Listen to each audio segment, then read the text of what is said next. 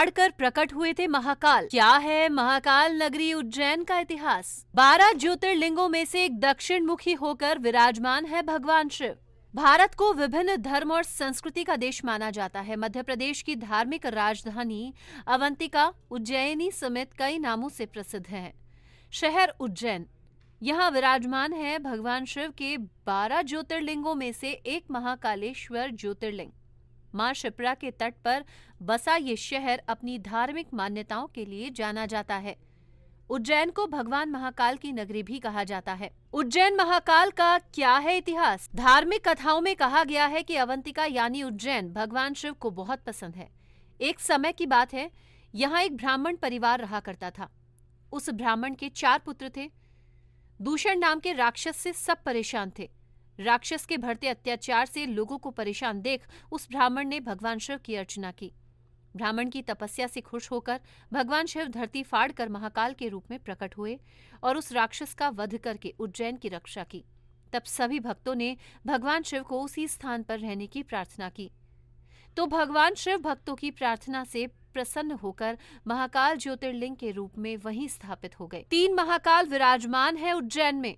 उज्जैन में 3.5 काल विराजमान है महाकाल, काल भैरव और गढ़ कालिका और अर्ध काल भैरव। यदि महाकाल बाबा और जूना महाकाल बाबा के दर्शन करने के लिए जाएं तो यहाँ भी दर्शन जरूर करें। राजा को नहीं थी उज्जैन में ठहरने की इजाजत। बाबा महाकाल सृष्टि की उत्पत्ति के साथ स्वयं प्रकट हुए थे। आज भी उज्जैन के राजा महाकाल ही हैं। बाबा महाकाल के बारे में एक कथा प्रचलित है जो आज भी सच है। पहले किसी भी राजा को महाराज महाकाल की नगरी उज्जैन में ठहरने की इजाजत नहीं थी। ऐसा इसलिए था क्योंकि कहा जाता है कि सदियों पहले कोई और राजा एक रात यहाँ गुजार ले तो उसे अपनी सल्तनत गंवानी पड़ती थी। इसी वजह से महाकाल की शरण में रहने के लिए सिंधिया राजघराने ने महल बनवाया। महाकाल की भस्म आरती के पीछे की कहानी। शिव पुराण के अनुसार भस्म सृष्टि का सार है। एक दिन पूरी सृष्टि इसी राख के रूप में परिवर्तित होनी है। सृष्टि के सार भस्म को भगवान शिव सदैव धारण किए रहते हैं। इसका अर्थ है कि एक दिन यह संपूर्ण सृष्टि शिवजी में विलीन हो जाएगी।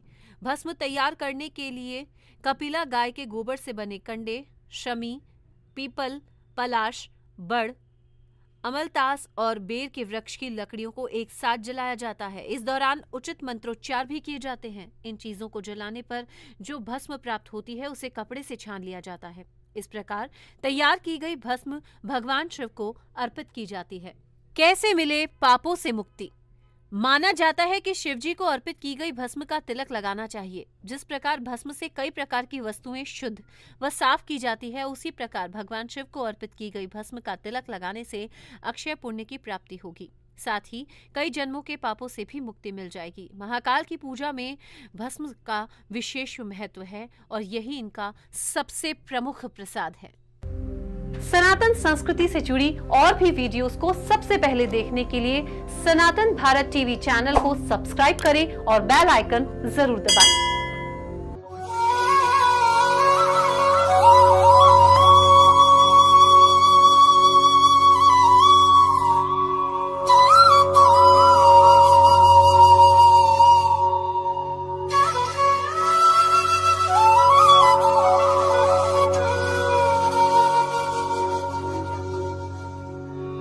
विरल आनंदम, आपका अपना चैनल सनातन भारत।